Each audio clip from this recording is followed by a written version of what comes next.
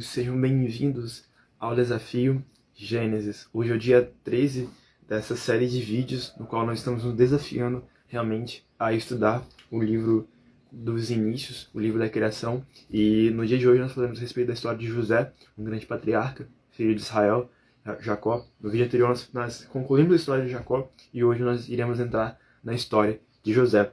Até o momento nós falamos a respeito de toda a história de Gênesis. Então nós começamos desde a criação, em Gênesis 1, falamos sobre a narrativa histórica bíblica da criação, queda e redenção. Falamos sobre esses 3 pontos também aplicados em todas as outras histórias. Então nós conversamos um pouco a respeito da queda na promessa do Éden de que haveria uma redenção futura em Gênesis 3:15. Nós falamos também sobre o primeiro assassino, o primeiro assassinato. Falamos sobre Noé, a redenção do dilúvio também. Falamos sobre a escolha de Abraão, da sua família, que através da sua família viriam aqueles que todas as famílias da terra seriam abençoadas. E a gente pode notar que a família de Abraão tem uma preponderância muito grande na história do texto bíblico, porque nós falamos que do capítulo 1 ao capítulo 11 é a história geral, é a história universal de todo mundo. Então existe a criação, existe a rebeldia dos homens e depois também a narrativa do dilúvio. Contudo, a história de Abraão, Isaac, Jacó, os patriarcas, José também, é quase a maior parte do livro de Gênesis, mostrando então que Deus valoriza muito a família. Deus tem um apreço muito grande pela família, por isso que Ele chama a família e nos chama também para que nós formemos um só povo com Ele, uma só família, manifestando sua glória, expandindo o seu reino, difundindo o seu amor, para que assim toda a terra também seja conhecida por Deus. Nota que Ele deseja com que nós o conheçamos e não apenas o entendamos. Ontem eu estava assistindo a uma aula do Paulo Borges Júnior, onde ele falou sobre isso, a diferença entre entendimento e conhecimento. O que eu desejo através dessas aulas não é gerar em você apenas um simples entendimento, você ter um conceito novo ou ter uma nova forma de aprender a Bíblia. É claro que nós desejamos isso, mas o que realmente muda vidas é o conhecimento, porque é através do conhecimento, conhecendo o Senhor, prosseguindo em conhecê-lo, conhecendo a verdade e sendo libertado por ela, é através desse conhecimento realmente que significa um relacionamento genuíno. Nós vemos que durante a história de Abraão, vai dizer que Abraão se relacionou com Sara e ela teve um filho. Então o nosso conhecimento, ou na verdade, o nosso relacionamento com o Senhor precisa gerar um fruto, e esse fruto tem que ser digno de arrependimento, um fruto que vai glorificar ao Senhor, porque nada que nós fazemos aqui é para nós mesmos, mas é para glorificar ao nome daquele que nos criou. Beleza? Vamos dar início então à aula de hoje. Gênesis capítulo 37, versículo 1 está escrito: Jacó habitou nas terras da peregrinação de seus pais, na terra de Canaã. Esta é a história de Jacó. Quando José tinha 17 anos, apacentava os rebanhos com seus irmãos. Sendo ainda jovem, acompanhava os filhos de Bila e os filhos de Zilpa, mulher de seu pai, e trazia más notícias deles a seu pai. Ora, Israel amava mais a José do que todos os seus outros filhos, porque era filho da sua velhice, e mandou fazer para ele uma túnica talar de mangas compridas. Quando os seus irmãos viram que o pai o amava mais do que todos os outros filhos, odiaram-no e já não podiam falar com ele de forma pacífica. José teve um sonho e o contou a seus irmãos, por isso o odiaram ainda mais. Algumas coisas dignas de serem narradas aqui é que nós iniciamos o texto falando que é a história de Jacó. Contudo, vai dizer que Jacó habita nas terras da peregrinação de seu pai, ou seja, em Canaã, mas ao invés de contar sobre a história de Jacó apenas, vai contar sobre a história de José. Isso nos mostra que a nossa história verdadeira não é apenas sobre nós, nunca foi sobre nós. Tem uma canção do Ministério Zoe sobre isso. A nossa história precisa também ser um fator transbordante na vida dos outros, porque nenhuma pessoa é uma ilha, eu sempre repito essa frase, nenhuma pessoa vive por si mesma, precisa viver também para a vida dos outros. E então, ao invés de nós vivermos como os irmãos de José, como nós iremos ver um pouco mais pra frente, que tendo uma pessoa que está crescendo em sua vida, que tem sonhos de crescer, ao invés de sermos como essa pessoa que vai tolher, que vai anular ou abortar os sonhos de crescimento de alguém, nós precisamos entender que essa pessoa, o crescimento dela, também serve para nos abençoar. Mas iremos ver um pouco mais à frente que enquanto José era abençoado por Deus, ele também abençoava a região, primeiramente de Potifar, o servo de Faraó, e também abençoava o carcereiro do Egito. Porque a nossa bênção, aquilo que nós recebemos de Deus, também tem que ser entregue para os outros. Não é isso que o apóstolo Paulo escreve em 1 Coríntios? Aquilo que eu recebi do Senhor, também eu vos entreguei a ti. Nós não recebemos algo de Deus para que fique retido apenas para nós, meus amigos. Eu, quando recebi essa revelação, no sentido do conhecimento de Deus, quando eu recebo essa sabedoria do alto, eu não posso reter isso para mim. Paulo também escreve em Coríntios que ai de mim se eu não pregar o evangelho, ai de nós se nós não formos impulsionados àquilo que nós falamos da lei do triunfo, no desafio da noite, se nós não formos entusiasmados, cheios de Deus, cheios da inspiração divina para realizar o nosso destino. E destino também é a palavra-chave na história de José, a entender que nós, ainda que aparentemente percamos o controle da nossa história, Deus não perdeu o controle. Ele que está permitindo que nós passemos por coisas difíceis agora, para que o seu nome seja glorificado através da nossa vida. E assim nós sejamos transformados segundo a imagem de Deus. A história de José vocês conhecem certamente, então não vou ler o texto por completo. E a partir desse momento, então, José tem 2 sonhos. O primeiro sonho é onde eles estavam amarrando feixes no campo, e o feixe de José se levanta, enquanto os feixes dos irmãos o rodeavam, como se estivessem se prostrando ante a eles. E o segundo sonho que José tem é o sonho de que o sol, a lua e 11 estrelas se inclinavam diante de José. Certamente, ao ouvirem isso, os irmãos dele entenderam. Porque é isso que eles falam aqui. Eles perguntaram, você pensa mesmo que você irá reinar sobre nós? Ou seja, Deus já tinha colocado no coração de José a respeito desse propósito de governo, esse destino de trazer o governo em relação à sua família e também às pessoas. Porque não apenas os seus irmãos ele viria governar, mas também o seu próprio pai, o sol, a lua e as 11 estrelas.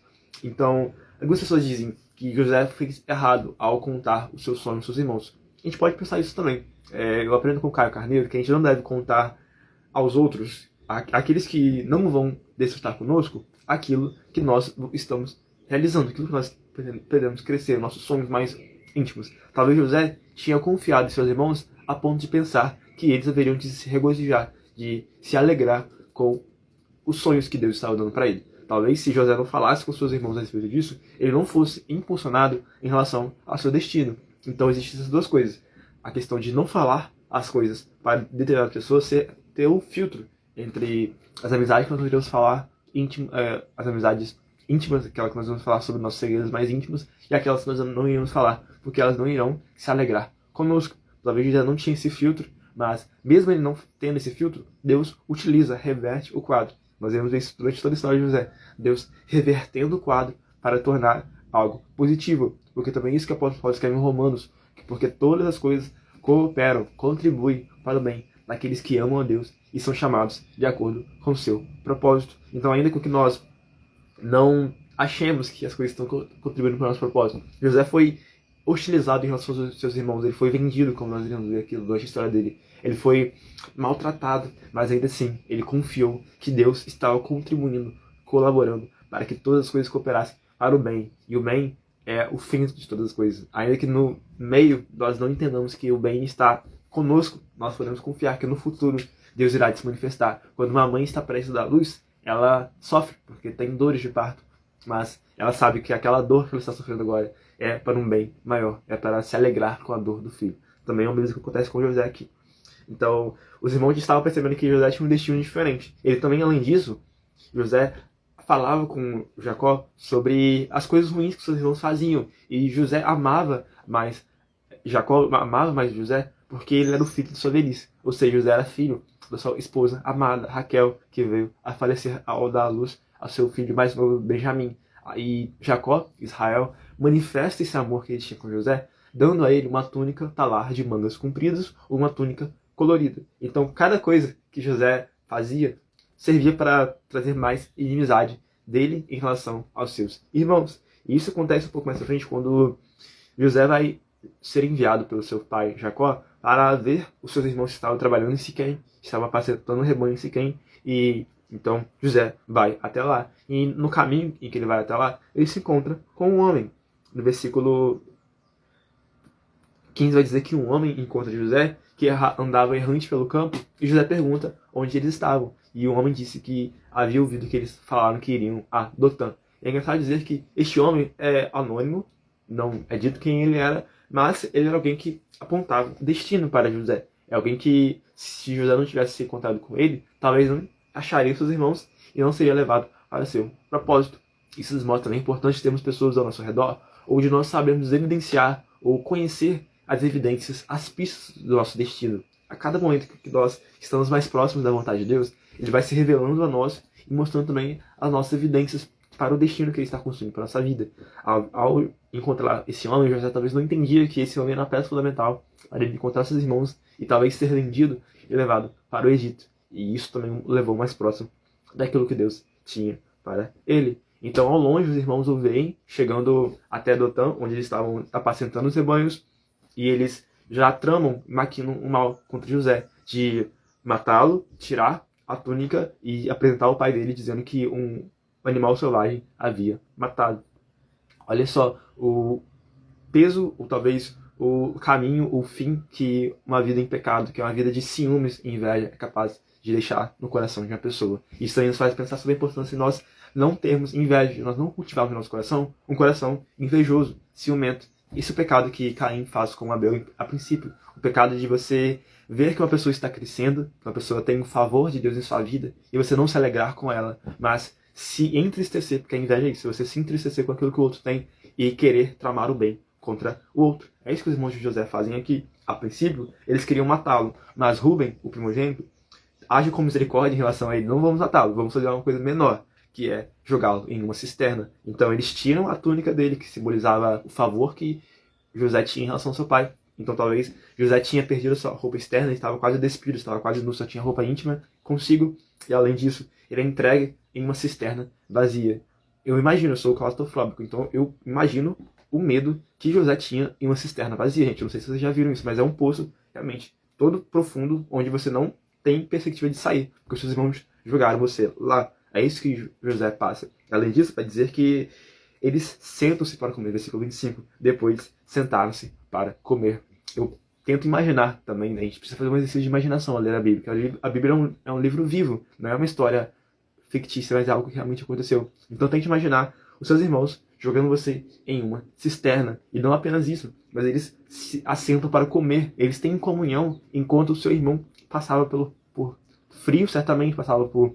não tinha roupa consigo, passava por um momento de vulnerabilidade, de exposição, e eles talvez estavam comendo enquanto José chamava cada um deles. Simeão, Levi, Gad, Naftali. Eu imagino José chorando, chamando seus irmãos e não sendo ouvido. Essa também é a conclusão de uma vida impecada, de uma vida afastada de Deus, onde a inveja, os ciúmes é cultivado em nosso coração. E isso nos faz mostrar também a importância de nós vivermos de acordo com a vontade de Deus, porque Ele não deseja que nós cultivemos no nosso coração a vingança, mas cultivemos a misericórdia, porque Ele também age com misericórdia em nossa vida. Talvez José tinha aqui todos os motivos para reclamar com Deus, para amaldiçoar o nome do Senhor, mas nós não vemos em uma única palavra sequer José falando algo contra Deus. Ele em tudo se sujeitava a Deus, apontando também para aquilo que Jesus haveria de realizar no futuro, de ser como um cordeiro que foi entregue mudo ao holocausto, alguém que não amaldiçoava ao Senhor, também como Jó em seu sofrimento, de saber que todas as coisas que Deus estava permitindo era a vontade dele, e José se sujeitou à vontade de Deus, também como Isaac se sujeita à vontade de seu pai Abraão, de ser entregue em holocausto, porque Deus sabe de todas as coisas, e José entendeu a isso. E a gente também pode pensar aqui, gente, Jacó era um homem rico, era um homem de grande posses de propriedades na época, então as pessoas chegavam perto da família de Jacó e percebiam que ele era um homem rico. Então imagine só, José, filho desse homem Jacó, que era um homem rico, ser vendido para uma caravana de ismaelitas que saíam de Midian, a caminho do Egito. Imagine só a mudança na mentalidade de José, a mudança das experiências que José tinha em relação à sua vida, e agora ser totalmente vendido, perder todas as suas posses que ele tinha, perder a túnica que simbolizava o favor que ele tinha em relação ao seu pai, perdeu todas essas coisas por causa da inveja do ciúme que seus irmãos tinham e cultivavam em seu coração. Então isso acontece, Rubem depois retorna, perguntando onde ele estava, porque ele havia ordenado que José fosse entregue para a cisterna, porque ele não queria que ele fosse morto. Mas, nesse meio tempo, Judá age também com uma outra estratégia para que José não fosse morto e decide vendê-lo para os ismaelitas, mercadores que estavam a caminho do Egito. E lá vai dizer no versículo 36 que ele é vendido para Potifar, oficial do faraó, da guarda do rei. No capítulo 38 parece que há uma mudança na narrativa. Antes falávamos sobre José, agora do nada, de repente, iremos falar sobre Judá e Tamar. Mas quando Deus muda as narrativas é porque ele também quer nos ensinar uma coisa. Então nós vamos entender um pouco por que a história de Judá e Tamar se encontra entre também a história de José. No versículo 1 do capítulo 38 está escrito: Aconteceu por esse tempo que Judá se afastou dos seus irmãos e se hospedou na casa de um adulamita chamado Ira. Ali Judá viu a filha de um cananeu chamado Sua, e ele a tomou por mulher e teve relações com ela. A mulher ficou grávida e deu à luz a um filho, e Judá lhe deu o nome de Er. Ela ficou grávida outra vez e deu à luz um filho, a quem ela deu o nome de Onã. Mais uma vez ela ficou grávida e deu à luz outro filho, a quem ela chamou de Selá. Ela estava em Quezib quando o teve. Muito provavelmente, quando a Bíblia diz que Judá, depois de um tempo, sai da casa de seus irmãos e vai para Adulão, é porque talvez ele tinha luto, ou talvez ele tinha remorso com aquilo que os seus irmãos tinham feito contra o seu irmão José. Então talvez Judá não tinha mais coragem de ver o seu pai chorando por um filho que ele acreditava que estava morto. Na verdade, Judá sabia que estava vivo. Então ele não conseguia mais ficar lá e sai em luto para Adulão. E Adulão também é engraçado porque também está presente na vida de Davi, que era da descendência de Judá. Adulão é o lugar que Davi chega para a caverna onde ele estava fugindo de Saul, e lá miseráveis, pessoas pobres, pessoas que estavam à margem da sociedade se encontram com Davi para formar a sua guarda, o seu exército. Então, nesse momento que Judá sai em luto, ele se encontra em Adulão para também realizar algo que iria traçar o seu destino. Claro que ele realiza coisas erradas aqui. A Bíblia não esconde os erros dos patriarcas, os erros das pessoas de Deus, para mostrar que cada pessoa é um vaso de barro. Cada pessoa tem as suas vulnerabilidades. Mas os nossos erros, os nossos fracassos, os nossos pecados não impedem o agir de Deus em nossa vida, desde que nós permaneçamos fiéis também a Ele. Mas ainda que nós não sejamos fiéis, Ele permanece fiel, porque Ele não pode negar a si mesmo. Então nós vemos na história de Judá que ele se relaciona então com Suá. Suá dá à luz a 3 filhos, Er, Onã e Selá. É engraçado que Selá significa pausa. Muitos salmos possuem essa presença da palavra Selá, simbolizando a pausa, o intervalo que existia entre as músicas, ou os cânticos. E talvez esse Selá também está presente aqui na nossa história. Nós iniciamos falando sobre a história de José, nós temos essa pausa com Selá, e depois nós iremos retornar com a história também de José. Mas enquanto isso, nós vemos então que Er realiza algo ruim contra o Senhor, por isso ele é morto, por isso que a esposa que Er tinha, Tamar, é dada para Onã. E segundo a lei do Levirato, que existia na cultura da época, é claro que só é escrita a lei do Levirato quando Moisés vem anos à frente, mas já era algo corrente na época. Então a lei do Levirato, Levi significa cunhado. Então quando um irmão perdia, era morto, era obrigação do irmão mais novo, que não tinha esposa, se relacionar com a esposa viúva para que a descendência do irmão não fosse perdida. Então, Onã sabia que o filho que ele tivesse com Tamar não seria dele, seria um filho do seu irmão mais velho, que havia sido morto.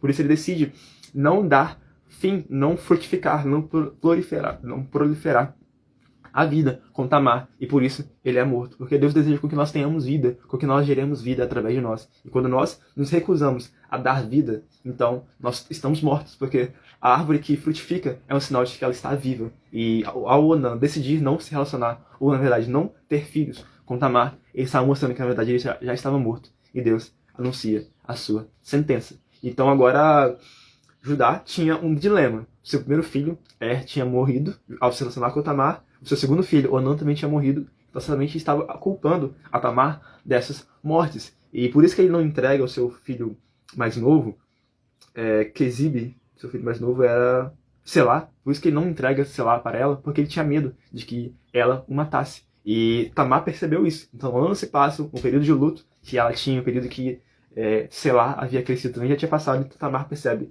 que Judá não haveria de entregá-lo para se relacionar com ele. Então, depois de um tempo, Judá retorna, ele sai de lá, da terra, ele passa a morar em outro lugar, mas ele encontra-se, versículo, vai dizer aqui no versículo 11. Então Judá disse a Tamar, sua nora, continue viúva na casa do seu pai, até que Selá, meu filho, cresça. Versículo 12 vai dizer que, algum tempo depois, morre a mulher de Judá, que ela era filha de Suá. Aqui vai dizer que, mais uma vez, Judá vai até onde os tosqueadores de ovelhas estavam, em Adulã, e ao ouvir isso, Tamar percebe que ela tinha uma estratégia. Ela iria se relacionar com seu sogro para ter filhos com ele. É claro que ela se veste de de prostituta cultural, na verdade, de prostituta, e então Judá se relaciona com ela. A gente pode pensar isso, meu Deus, como que isso está na Bíblia? Como que uma mulher se passa por uma prostituta e Deus escreve isso? Mostrando que, mais uma vez, gente, que Deus reverte os quadros. Deus reverte esse quadro de uma pessoa que faz uma coisa ruim, nesse caso foi Judá se vestir uma prostituta, se relacionar com seu próprio sogro, e através disso, dessa ressignificação, Deus agindo com misericórdia e graça em relação a Tamar, ele agiu de forma tão grande com Tamar, que Tamar se encontra na genealogia de Jesus. Tamar, a mulher que se relaciona com seu sogro, e através desse relacionamento vai dizer que ela se veste prostituta. Depois que ela se tem relacionamento com Judá, ele sai de lá, e 3 meses depois é dito que a sua nora, Tamar, estava grávida, e ao ouvir isso, Judá, logo de forma imediata, já manda queimar a Tamar por causa do adultério que ela havia cometido, sem ele entender que, na verdade, era ele mesmo que havia se relacionado com ela, sem saber. Então ele entende que Tamar tinha mais justiça do que o próprio Judá. Então ele age com graça e misericórdia ao fazer isso, mostrando também a graça e a misericórdia que Deus age com a nossa vida, ao colocar Tamar na vida e na genealogia do próprio Messias, do próprio Cristo, está presente a vida de Tamar, essa pessoa que decidiu se relacionar com seu sogro para que ela não perdesse a sua descendência. Então aqui existe essa pausa, existe, sei lá, entre a história de José e a história de Judá e Tamar. Deus decide colocar essa história desse intervalo para mostrar que ele está no controle de todas as coisas. Ainda que nós não entendamos, mesmo que talvez Tamar não entendesse que Deus estava no controle da sua vida, que ele haveria de trazer a descendência a ela, Deus está no controle da vida de Tamar e Judá e também da vida de José, que nós iremos ver agora no capítulo 39. Versículo 1 do capítulo 39 está escrito assim: José foi levado para o Egito e Potifar, oficial de Faraó, comandante da guarda egípcio, comprou dos ismaelitas que o tinham levado para lá. O Senhor estava com José, que veio a ser homem próspero e estava na casa de seu dono egípcio. Potifar viu que o Senhor estava com José e tudo o que ele fazia, o Senhor prosperava em suas mãos.